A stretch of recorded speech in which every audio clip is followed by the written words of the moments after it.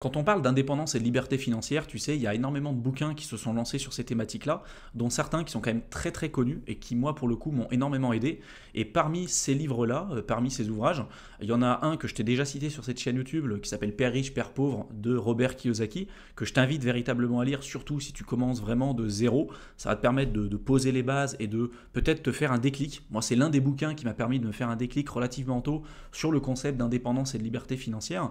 Mais dans cette vidéo, j'aimerais me focaliser sur un autre bouquin qui moi aussi m'a énormément aidé au début, qui s'appelle Millionnaire Next Door. Je te mettrai le lien dans la barre d'infos si tu veux te le procurer.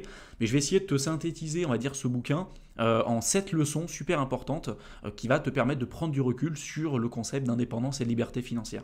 Donc il faut savoir que ce livre, Millionnaire Next Door, l'objectif en tout cas de l'auteur et l'objectif de base de ce livre, c'est de résumer le parcours des millionnaires ou des personnes entre guillemets qui ont réussi financièrement parlant et de voir un petit peu leur parcours, les chemins de vie qu'ils ont fait, de se rendre compte en fait de ce qu'il y a derrière. Parce que souvent quand on parle de millionnaires ou quand on parle de gens qui ont beaucoup d'argent, surtout en France où le concept de l'argent c'est quand même très tabou, tout de suite quand tu parles avec des personnes qui sont pas du tout dans cette mentalité peut-être dans laquelle toi tu t'inscris aujourd'hui, quand tu parles à des gens qui gagnent pas beaucoup d'argent et tu dis bah voilà moi je gagne peut-être je sais pas 10 fois plus qu'eux, tu as des gens tout de suite ça va les énerver, ils vont penser directement que tu es en train d'arnaquer, que forcément tu as dû faire du mal aux gens, que l'argent c'est sale, que si tu as réussi t'es un pourri, enfin tu vois, bref il y a un gros problème en fait en France par rapport à l'argent et souvent on a l'impression que la seule manière pour pouvoir atteindre le statut d'indépendance ou de liberté financière c'est finalement d'avoir hérité, hein. Sauf que tu vas voir que dans ce bouquin il y a très peu de personnes qui sont devenues multimillionnaires qui ont hérité. D'ailleurs, la majorité d'entre eux, c'est ce qu'on appelle des self-made. C'est des personnes qui se sont, entre guillemets, fait tout seul, même si on sait que dans la réalité, on ne s'est jamais fait tout seul, hein. C'est des rencontres, c'est des personnes qui nous ont aidés, qui nous ont peut-être tendu la main à un moment donné aussi. On ne réussit jamais tout seul, mais c'est des gens qui, pour la plupart d'entre eux, n'ont pas hérité, n'ont pas reçu des sommes de leur famille, des sommes importantes de leur famille. Moi, ça n'a pas été mon cas, tu vois, par exemple. J'ai jamais hérité de quoi que ce soit de ma famille, j'ai jamais gagné beaucoup d'argent, enfin, on m'a jamais donné énormément d'argent, si tu veux. J'ai dû apprendre à le faire, ce chemin-là, tout seul. J'ai dû apprendre à investir, j'ai dû apprendre à épargner, j'ai dû apprendre à créer une entreprise. Je suis pas issu d'une famille d'entrepreneurs, je suis pas issu d'une famille d'investisseurs. Donc, tu vois, c'est ce parcours-là aussi qui est super important pour te rendre compte peut-être que la situation dans laquelle tu te trouves, bah, au final, il y a des centaines de milliers de personnes autour du monde qui ont réussi peut-être à atteindre les objectifs que tu t'es fixés, qui se retrouvaient à l'époque dans les mêmes situations que toi. Et c'est moi aussi ce déclic-là qui m'a énormément aidé au début et qui m'a poussé en fait à énormément, si tu veux, aussi passer à l'action. De me rendre compte que, bah voilà, en fait, les gens qu'on considère comme ayant une vie extraordinaire ou ayant pu atteindre à un moment donné des objectifs complètement dingues, bah souvent tu te rends compte que c'est des gens ordinaires, que c'est des gens qui ont suivi des étapes clés, dont certaines que je vais essayer de te présenter dans cette vidéo. Donc la première chose, c'est quand on analyse en fait les gens qui ont réussi, hein, et tout ce que je te présente là, c'est issu des analyses qui ont été effectuées dans ce livre, hein. Ça vient pas de moi, c'est pas moi qui l'invente, c'est vraiment issu des données et des analyses qui ont été effectuées par rapport à toutes les personnes qui avaient atteint le statut de millionnaires, voire de multimillionnaires. Et ce qu'ils avaient en commun, c'est les choses que je vais essayer de t'évoquer là. Premièrement, c'est des gens qui ont, dès le début, rapidement priorisé l'indépendance financière avant tout. Leur principal objectif, c'était d'atteindre la liberté financière, on va dire l'indépendance ou la liberté financière, en fonction du terme que tu veux utiliser, mais ils ont priorisé ça dès le début, très rapidement, mais avant le succès, avant la reconnaissance, avant tout ce qui se passe souvent quand on rentre dans la vie active. Il y a des personnes qui vont rentrer dans la vie active et qui vont se dire, voilà, moi je veux de la reconnaissance, je veux avoir un super gros statut social, je veux avoir un super gros salaire, peu importe. Eh bien, ça dépend de l'objectif que tu t'es fixé, mais la plupart des gens qui sont issus de ce bouquin-là, en tout cas, et qui ont atteint le statut de liberté financière et qui sont aujourd'hui multimillionnaires, c'est des gens qui se sont focalisés dès le début sur le phénomène d'indépendance financière. Ils se sont dit, c'est ça ma priorité. Et tu vois, typiquement, moi, c'est ce que j'ai fait aussi au début. Je m'en foutais de la reconnaissance, je m'en foutais du succès, que de ce qu'on allait penser de moi si j'avais pas le statut manager ou peu importe, je m'en foutais. Moi, mon objectif, c'était de maximiser mes sources de revenus, avoir un niveau de vie bas, augmenter ma capacité d'épargne, augmenter ma capacité d'investissement et ensuite continuer ça jusqu'à ce que j'atteigne à un moment donné le statut de liberté financière. Chose que j'ai réussi à faire en moins de 4 ans et demi en partant de zéro. D'accord ? Donc ça, c'est super important. Et ils ont compris rapidement que dépendre d'une seule source de revenus, bah forcément, ça présente un danger. Aujourd'hui, clairement, dans la tête de beaucoup de gens, on a l'impression que le fait d'avoir un CDI, c'est un peu le Saint Graal et c'est ça qui va nous permettre de nous sécuriser. Je t'apprends rien, mais personne est irremplaçable. Il y avait quelqu'un avant toi dans ton job, il y aura quelqu'un après toi. On connaît tous quelqu'un qui s'est fait virer comme ça du jour au lendemain de son job salarié et que c'est pas parce qu'aujourd'hui tu as un CDI que tu es forcément sécurisé. D'accord ? Il faut apprendre à gagner plusieurs sources de revenus, être capable de te protéger plutôt là-dessus parce qu'on ne sait pas de quoi l'avenir sera fait. Et donc si aujourd'hui tu dépends d'une seule source de revenus de ton job salarié, si demain tu n'as pas le choix parce que je sais pas, tu as des enfants, tu as une famille, tu as emprunté de l'argent pour acheter ta résidence principale qui te met presque la corde au cou parce que tu as trop investi pour un appartement qui était trop cher pour toi, des fois, tu peux pas te permettre de quitter ton emploi ou de dire merde à ton employeur parce que justement, tu es dans une position aujourd'hui où tu n'as pas la possibilité de négocier. Et moi, je pense que le fait d'avoir différentes sources de revenus, tu seras capable, après par la suite, de te poser les bonnes questions et de te dire, tiens, aujourd'hui, j'ai un manager, là, au début, ça se passait très très bien dans mon travail. Là, à un moment donné, il y a eu un changement de manager. Là, il commence à être beaucoup plus agressif. Il commence à dépasser peut-être même son positionnement, si tu veux, de manager. C'est quelqu'un qui peut être intimidant, peu importe. Et donc, s'il y a des situations qui sont trop néfastes pour ta santé mentale, ta santé psychologique, ton intégrité physique, à un moment donné, tu seras capable de dire, si tu as plusieurs sources de revenus, c'est bon, j'ai pas besoin de vous, je pars. Tu vois. Tu peux te protéger aussi de cette manière-là. Mais il y a beaucoup de gens, et je sais que dans ma famille, ça a été le cas, des personnes qui ont accepté des situations des fois dramatiques dans leur travail salarié parce qu'ils n'avaient pas le choix. Parce qu'ils se disaient, voilà, moi, ma position, je ne peux pas me permettre de la perdre aujourd'hui parce que j'ai des enfants, parce que j'ai un crédit, parce que voilà, je ne peux pas me permettre de prendre des risques et je le comprends. Mais tu vois, cet aspect sécurité, il est multidimensionnel, il est multifacette et le fait d'avoir un job en CDI, ça peut te permettre énormément de choses, ça peut te permettre d'utiliser l'effet de levier pour investir dans l'immobilier, il y a plein de choses super intéressantes que tu peux faire, mais en aucun cas tu dois considérer que le fait d'être en CDI, c'est ça qui va être la sécurité et c'est forcément l'objectif et le Saint Graal à avoir. En tout cas, l'une des leçons les plus importantes qui est sortie de ce bouquin, les 7 que je vais essayer de t'expliquer, l'une d'entre elles, c'est de comprendre, comme je te l'ai dit un petit peu plus tôt, qu'il faut prioriser le statut d'indépendance ou de liberté financière au-delà du succès, entre guillemets, de la reconnaissance, et d'arriver le plus tôt possible à développer plusieurs sources de revenus pour te protéger, toi, ta famille et tes proches. Ensuite, c'est des personnes qui souvent vont vraiment implanter très fortement dans leur vie tous les principes liés à la frugalité. Parce que forcément, plus tu vas avoir un niveau de vie qui va être frugal, plus tu vas baisser ton niveau de vie, plus tu vas pouvoir augmenter ta capacité d'épargne, ta capacité d'investissement. L'objectif, c'est d'augmenter au maximum tes sources de revenus, diminuer au maximum ton niveau de vie pour mettre énormément d'argent de côté et augmenter ta capacité d'investissement. Plus tu vas pouvoir investir, plus tu vas pouvoir accélérer ton indépendance et ta liberté financière, à condition de faire les choses correctement. Et je t'ai fait plein de vidéos pour t'expliquer aussi des moyens, des outils, des méthodes pour appliquer ce concept de frugalité dans ta vie, mais c'est un point super important parce qu'aujourd'hui, on a l'impression que dans le monde dans lequel on vit, forcément pour se faire plaisir, il faut consommer, forcément il faut dépenser de l'argent et des fois même quand tu n'as pas d'argent, tu dois utiliser de l'argent, tu vas utiliser un crédit pour acheter des fois des saloperies, d'accord, acheter une voiture en leasing, peu importe ce que tu seras amené à faire. Et du coup, je pense que c'est super important de reprendre en main tous ces éléments-là et de voir comment ça te sert aussi dans ta vie, d'accord ? Si tout ce que tu fais là, si ton objectif premier c'est d'atteindre l'indépendance ou la liberté financière, mais les actions que tu mets en place, elles ne sont pas en lien justement avec tous ces aspects-là, peut-être qu'il va falloir reprendre en considération ces éléments pour pouvoir les appliquer plus correctement dans ta vie. Donc la frugalité, c'est super important. Sans épargne, il n'y aura pas d'investissement. Sans investissement, il n'y aura pas d'indépendance ou de liberté financière. Ensuite, souvent, on se rend compte, et ça revient à l'élément que je t'ai évoqué un petit peu plus tôt, on a l'impression que quand on parle de personnes qui sont multimillionnaires, on a l'impression que c'est des gens forcément qui ont hérité. Dans le conscient commun, surtout en France, c'est peut-être pas forcément ton cas parce que tu regardes un contenu spécialisé sur le concept d'indépendance et de liberté financière, mais tu peux t'amuser à regarder et à échanger avec des gens qui ne sont pas du tout dans cette thématique-là.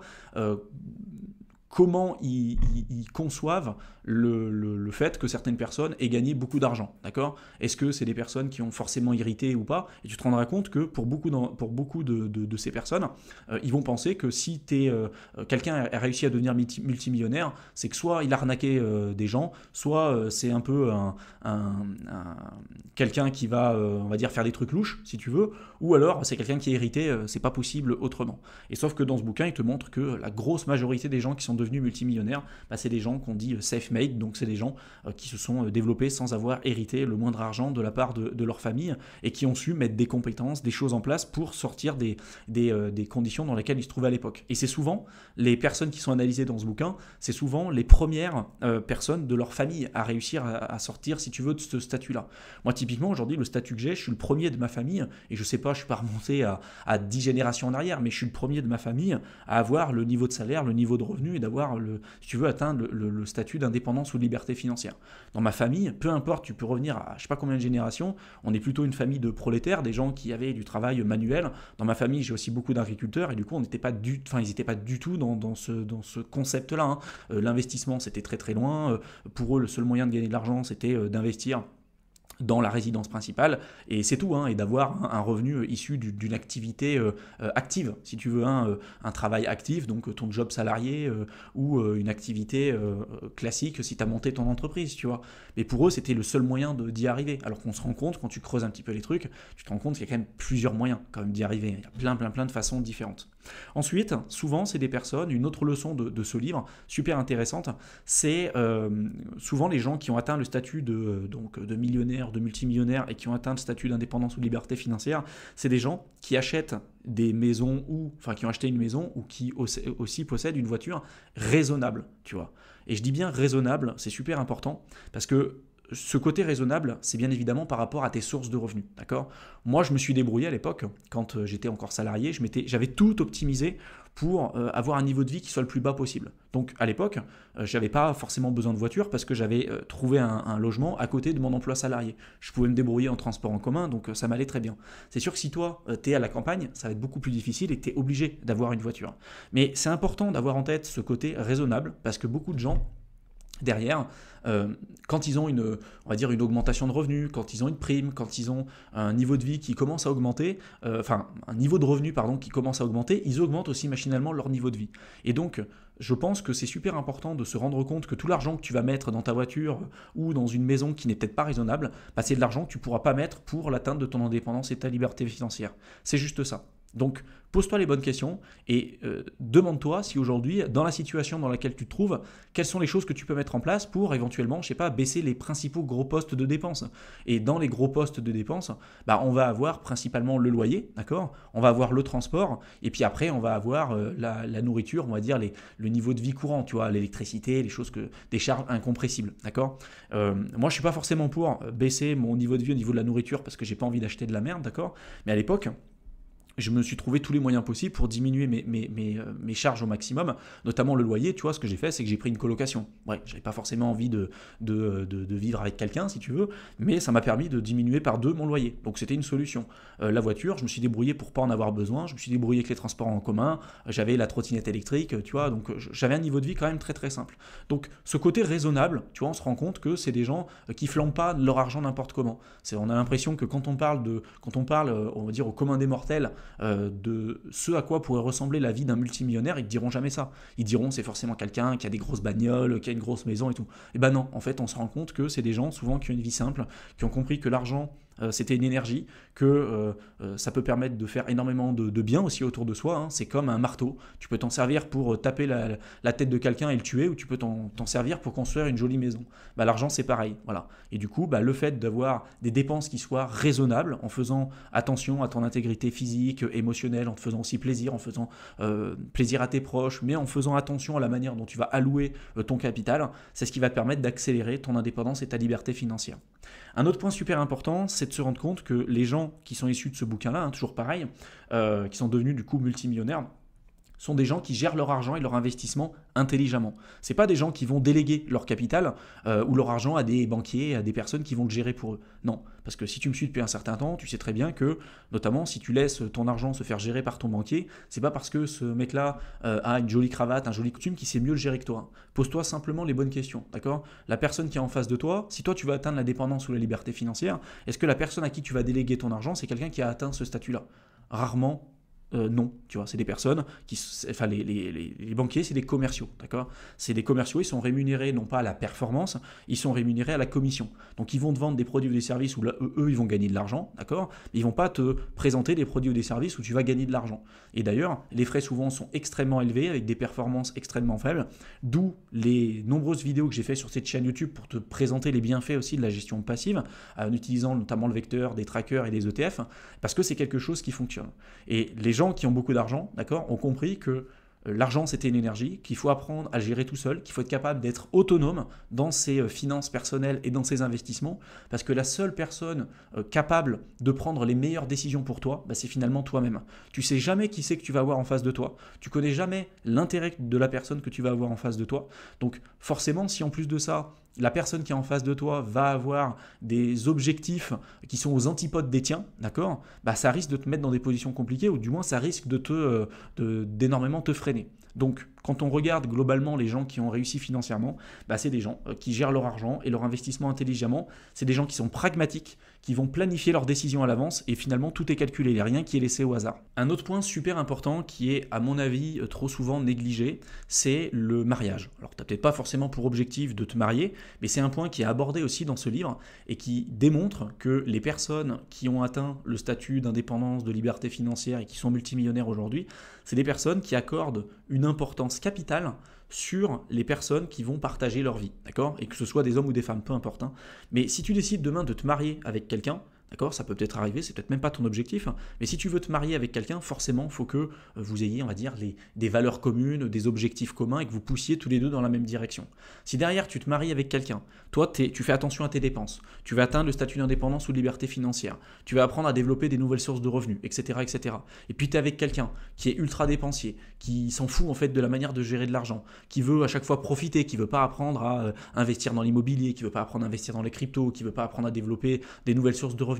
Forcément, à un moment donné, ça va te porter préjudice et ça peut te mettre dans des positions compliquées parce que soit tu as des personnes qui vont dire bah, j'abandonne mes rêves, j'abandonne mes objectifs parce que j'aime vraiment cette personne et je vais me mettre avec elle. Et puis, jusqu'à un moment donné où ça ne marchera pas parce qu'au fond de toi, ce rêve-là, ces objectifs, ça risque de te rattraper. Soit, bah, toi, tu veux continuer ton truc. Et puis l'autre n'a pas forcément envie de pousser dans la même direction, et du coup il va y avoir de la discorde, il va y avoir des disputes, et pareil, ça va être quand même compliqué.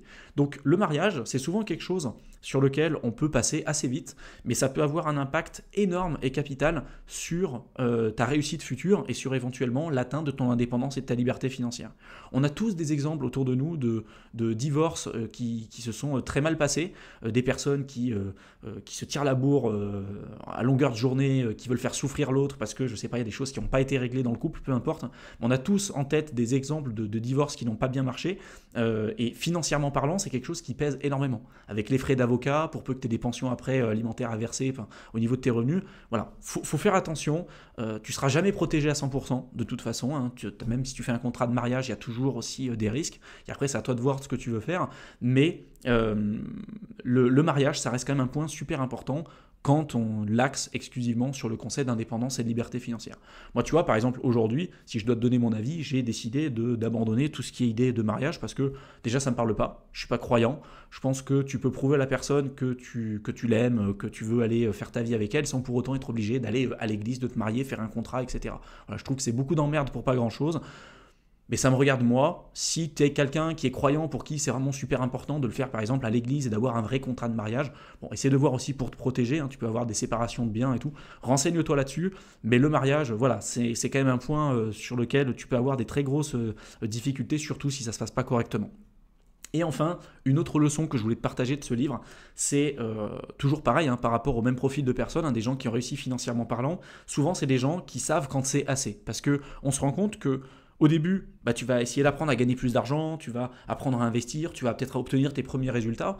Et puis, tu vas, comme beaucoup de gens, te prendre au jeu. Tu vas te dire, ah bah ouais, je gagne de l'argent, ok, je fais ça, je vais apprendre à en gagner plus. Et puis, des fois, tu as des gens qui gagnent, tu vois, 10 000, 15 000, 100 000, 200 000, 500 000 euros par mois. Et puis, qui après s'enferment là-dedans. Parce que la seule chose qu'ils connaissent, en fait, c'est apprendre à gagner plus d'argent. Donc, ils sont enfermés là-dedans et à un moment donné, ils s'oublient. C'est des gens qui continuent toute leur vie à être dans une recherche perpétuelle d'augmentation de revenus. Mais ça, c'est valable dans le business, dans l'entrepreneuriat, dans l'investissement, mais également aussi dans le job salarié. Hein. Tu as des gens qui veulent monter les échelons. Quand ils ont une promotion, bah, qu'est-ce qu'est-ce qu'ils vont faire après, vu qu'ils connaissent que ça? Ils vont aussi chercher tous les moyens pour avoir une nouvelle promotion, d'accord?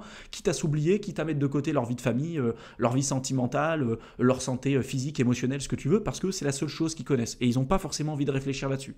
Et contrairement à ce qu'on pourrait penser, on peut se dire, ah, tiens, a priori, c'est des gens qui réfléchissent pas trop. Absolument pas. Des fois, même souvent, quand tu as des personnes qui, dans leur job salarié ou à côté, réussissent très très bien financièrement parlant, c'est souvent des gens qui sont intelligents, hein, qui sont clairement pas bêtes, si tu veux. Mais qui, des fois, se sont perdus un petit peu sur le chemin, qui ont peut-être oublié pourquoi ils faisaient tout ça, et peut-être ce qui était important dans la vie, tu vois. Et chacun est libre de faire ce qu'il souhaite. Peut-être que pour certaines d'entre elles, ce qui est important, c'est d'avoir le plus haut niveau de statut social. Moi, clairement, aujourd'hui, c'est pas le cas. Tu vois, je m'en fous de la reconnaissance, je m'en fous du statut social, je m'en fous du nombre de revenus par mois. Moi, ce que je voulais, c'est d'avoir plus de liberté, plus de choix dans ma vie, pouvoir prendre soin de mes proches, d'accord ? Et faire quelque chose qui me plaît. Voilà. Aujourd'hui, je suis clairement plus obligé de tourner ces vidéos, je suis clairement plus obligé de faire ce que je fais aujourd'hui, mais je le fais parce que ça me plaît et parce que j'aurais aimé que quelqu'un me tende la main à l'époque quand je m'étais lancé là-dedans, parce que, encore une fois, je ne suis pas issu d'une famille d'entrepreneurs, je ne suis pas issu d'une famille d'investisseurs, j'ai dû apprendre à faire toutes ces choses-là tout seul, j'ai fait énormément d'erreurs, et j'aurais aimé que quelqu'un, peut-être de plus expérimenté que moi au début, m'aide et m'aiguille dans la bonne direction pour m'éviter de perdre du temps considérable au début, et peut-être d'abandonner à un moment donné. J'ai eu la chance de ne jamais abandonner parce que je suis quelqu'un de très téméraire, et quand je me fixe quelque chose, j'y vais, si tu veux, mais pour peu que tu ne sois pas comme moi, hein, un féru de travail ou quelqu'un qui se dit « putain, j'ai un objectif, si tu veux, j'y vais », tu as énormément de façons différentes d'abandonner si tu veux en cours de chemin, parce que c'est clairement pas un chemin qui est facile.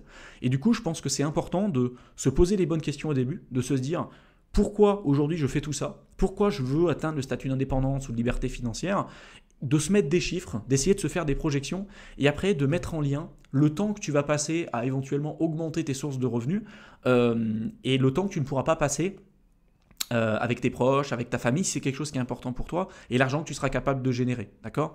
Parce que arriver à générer, tu vois, 10 000, 15 000, 30 000 euros par mois, tu peux arriver à le faire, moi c'est ce que je fais aujourd'hui, tu peux être capable de le faire en ayant, on va dire, un certain équilibre dans ta vie, d'accord ? Je crois qu'il y a même des personnes que j'ai rencontrées qui gagnaient 150 000 euros par mois, qui arrivaient à garder un certain équilibre dans leur vie. Mais quand tu commences à passer à un niveau qui est nettement plus important, d'accord ? Quand tu commences à dire, vas-y, je veux faire du 500 000 euros par mois, je veux faire 1 million d'euros par mois, cet équilibre, tu l'as plus. T'as beau déléguer, t'as beau essayer de faire ce que tu veux, il y aura un moment donné où tu devras faire des sacrifices parce que tu n'auras jamais rien sans rien. Et après, il faut savoir si ces sacrifices, ça vaut le coup.